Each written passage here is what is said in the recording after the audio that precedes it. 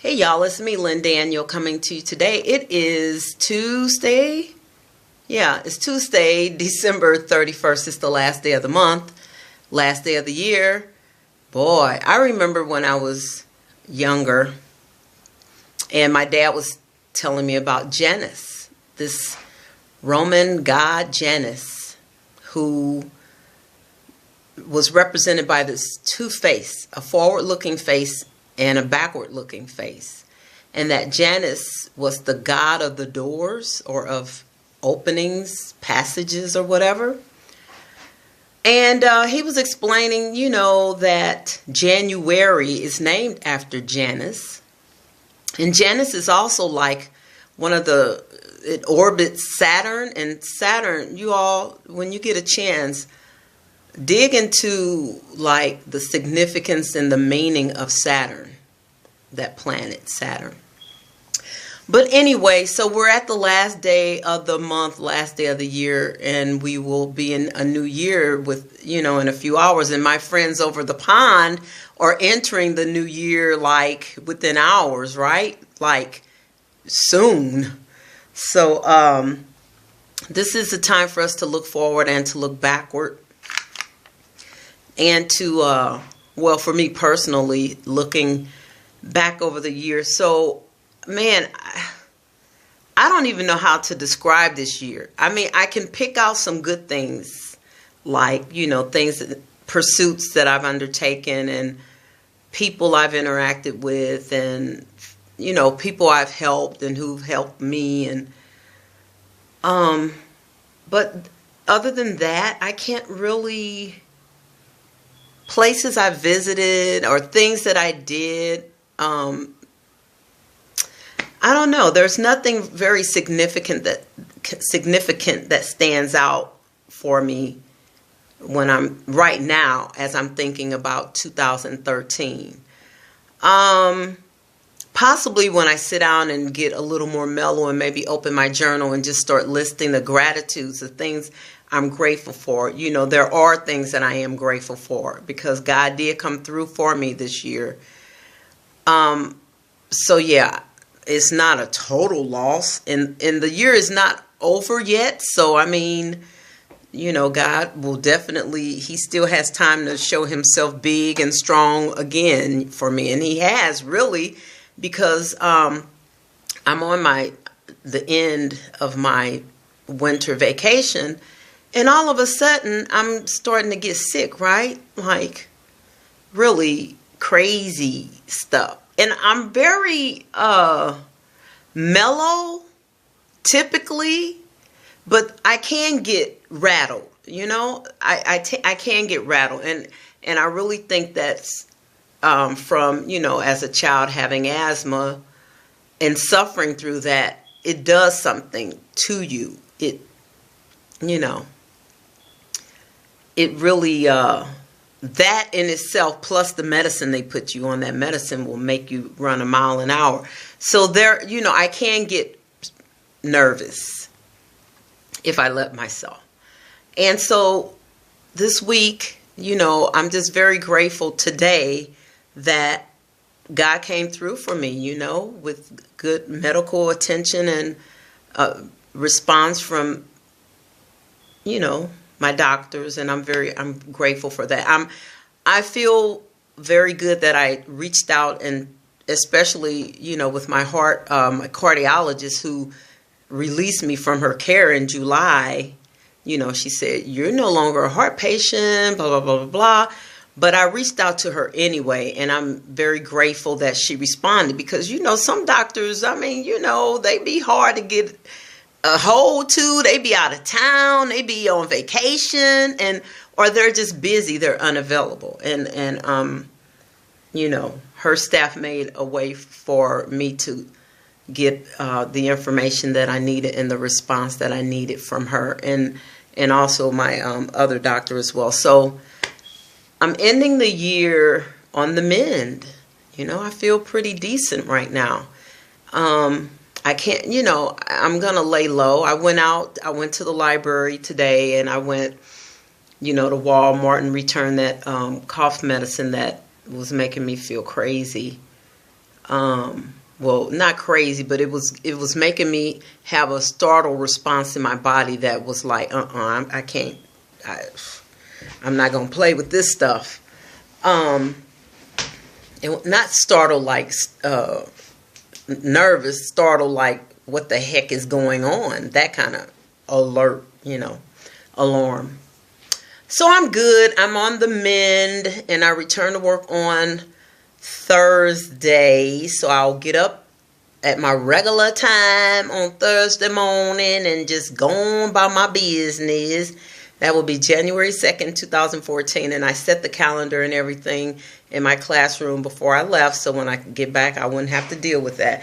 But, so yeah, 2013, I'm very grateful. I'm grateful. Now, the boldest thing that I did in 2013, besides start the doctorate program, was to go to Santa Fe, New Mexico for Thanksgiving. That was like, now had I really planned it and like really made it thebomb.com, I would have stayed at like one of those. When I got downtown, I had breakfast in this beautiful hotel. I would have stayed there. I can't even remember the name, like the El Dorado or something. I would have stayed in like one of those lush places, and I would have stayed like 2 days. And oh my gosh, had I really like, mapped it out. So yeah, that's like the boldest thing that I did this year besides start my studies. But yeah, so for 2014, I really don't know what to, well, I shouldn't say that because you do need like direction. My prayer this morning was and is going to continue to be that God just lead me, let me be very aware of your leading in my life.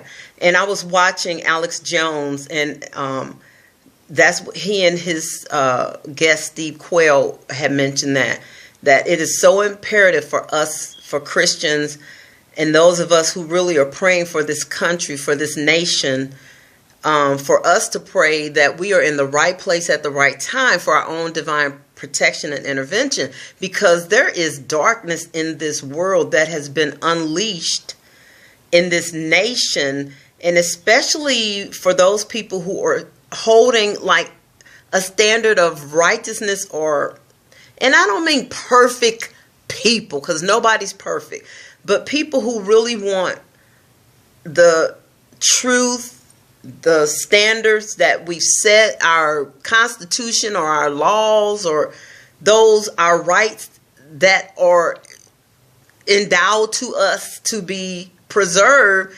People like us are really being challenged by people who disagree with us, and they dare us to speak, our truth. They hate us. And some of them, are just crazy and will try to do something deliberate against, and have done things deliberately against truth seekers. So my prayer is that, Father God, in the name of Jesus, have me to be in the right place of safety at the right time of safety, where you are governing my footsteps, and not only mine, but all of those who love you and who seek you, who seek your truth, who really, submit and desire to submit ourselves to you. Even those who are seeking you and who they're not even aware that it's you who they seek. They just want truth. They're asking for truth. And I truly believe that you are the truth. So yeah, people, I guess, what I'm saying in that is, people have to learn how to disagree. They have to learn that they can disagree without trying to harm someone who disagrees with them. The people who want to harm folks who disagree with them, they're like totalitarian people. They are like the Hitler Third Reich spirit. you don't agree with them or go along with their plan, they will kill you. And that's what Hitler did to all the people who he deemed unworthy to live. Oh, Jesus, help us, Lord. So anyway, so in 2014, love, love, love. Let us love. I seek love in 2014. I open myself to love in 2014. I want to love in a new way in 2014. And I want to receive love in the most blessed, highest form in 2014. I just want love to rule over me. And the rule of love is so loving and gentle and caring and kind to where it woos me to it. It doesn't harshly handle me. Love cares for me. You know what I mean? That's a beautiful thing. When you've experienced love, the love of a man who is just, you know he loves you. When you've experienced that, it's like, dang, man, that's good. And when you've experienced it more than once, it's like you don't play with that. Well, I can only speak for me. You experience the love of a man that you know beyond a shadow of a doubt, even when he makes judgments that are whacked. You know that he loves you. Yeah. That's kind of hard to explain. So 2014 is the year of love for me. I am asking God to help me to be more loving. Now, there are other things that I'm looking for in 2014 as well. The official color, Pantene color, is, oh, what's the name of it? It's lilac or violet. It's beautiful. It's like a purple. And I don't know what that color means or anything. I'm going to have to look it up because colors symbolize things, just like everything has a friggin' meaning, you all. Colors, numbers, tones, you know. So I'm going to look it up and see. But when I was in New Mexico for Thanksgiving, I went to the O'Keeffe Museum. And I went to the gift shop. I just wanted a small token of having been there to that small museum.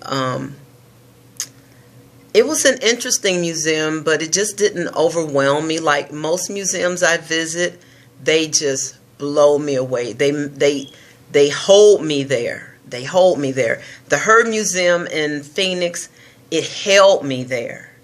That museum is very nice. It's huge. It felt huge.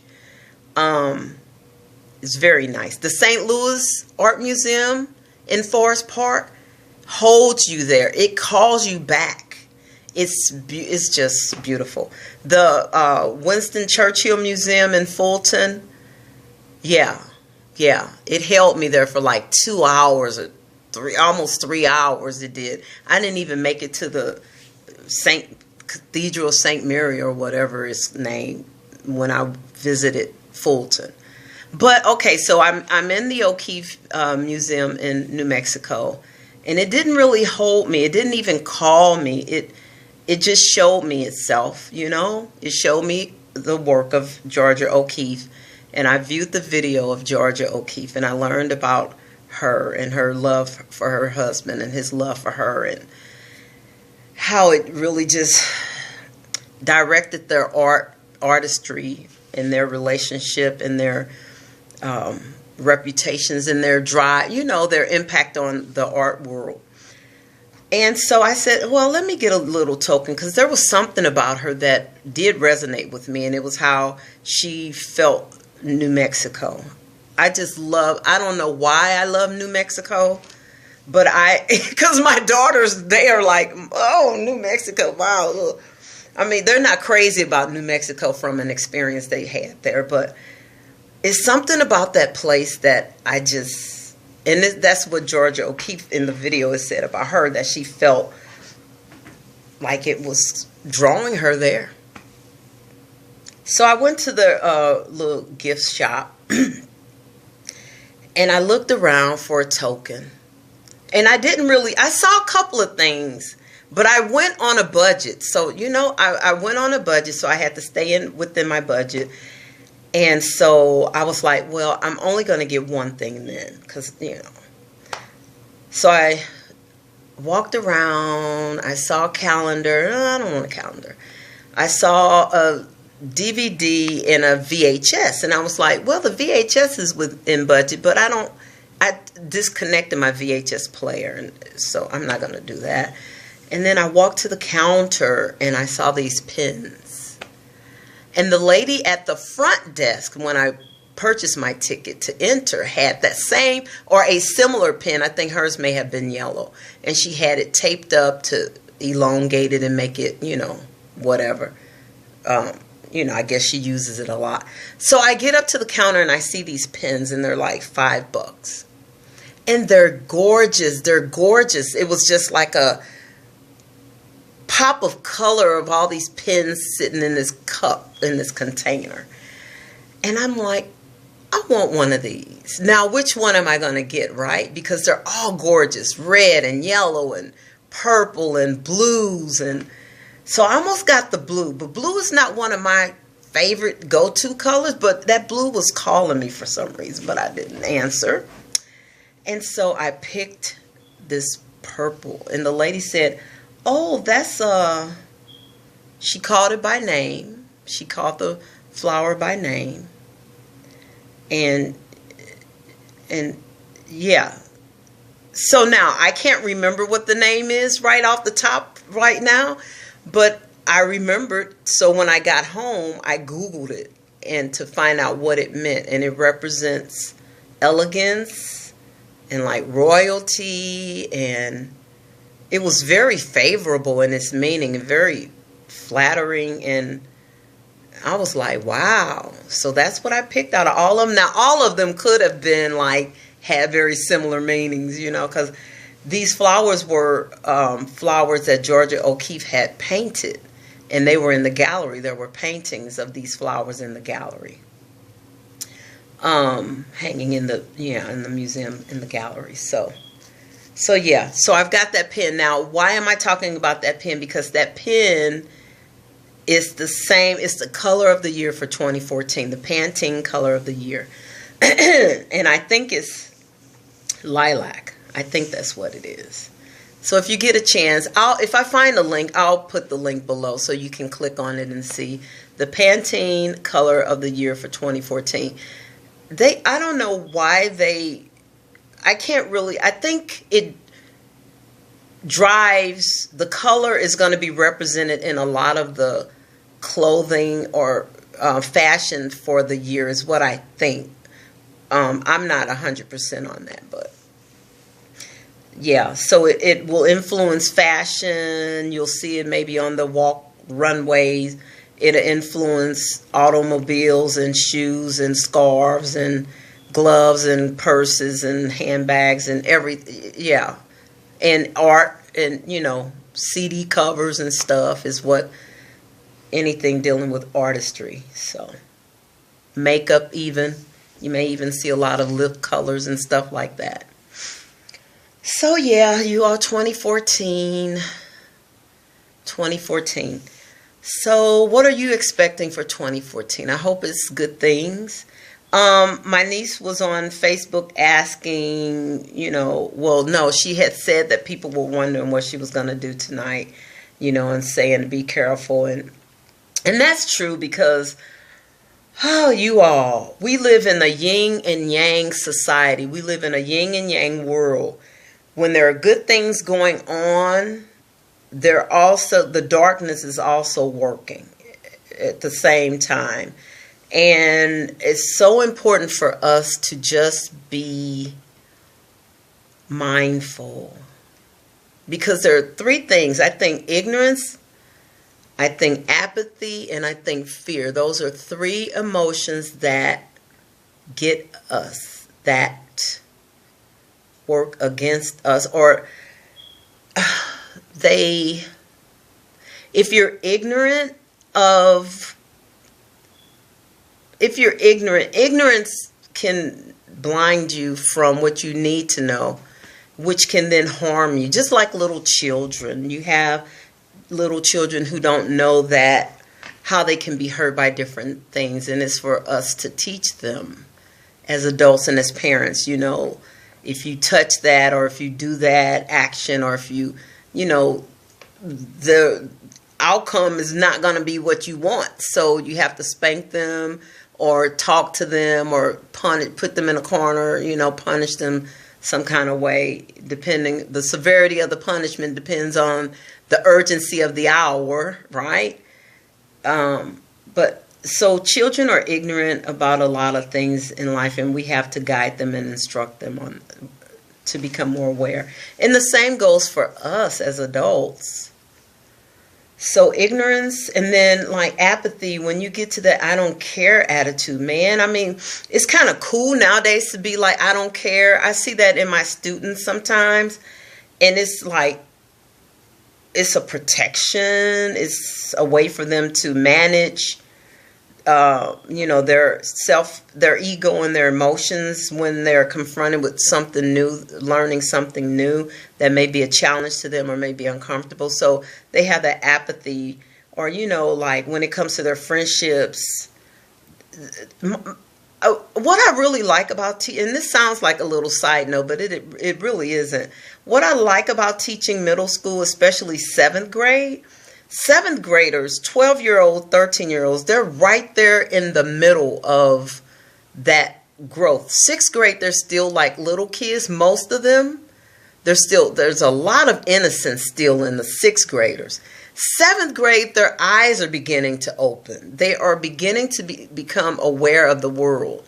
And they are beginning to become aware of themselves and others and how things work. So I learn from my students just as much as they learn from me. You know, they have really taught me there's a time to be crazy and defiant. There is a legitimacy in being crazy and defiant, you know, in the right moments for the right purposes. And yeah, I've learned that from my students. Yeah, I mean, I know that sounds weird, but there is. There is. Now, 8th grade, they just grown. 8th grade, they so grown. They so grown in 8th grade. But 7th grade is a pivotal year. They are formulating their ideas and opinions. And the more you can teach them and expose them to like literature and poetry and different points of views in the literature, and they eat it up, and it takes them, it releases something in them that they can express. It's very beautiful watching that. It's very beautiful watching that as their teacher. I really appreciate those moments. That's why I love teaching 7th grade. And I never thought I would say that, because it's a very difficult age group to teach. Very difficult. But when you see that shaping and formulating, oh, it's so fulfilling. It just makes you feel like, yes.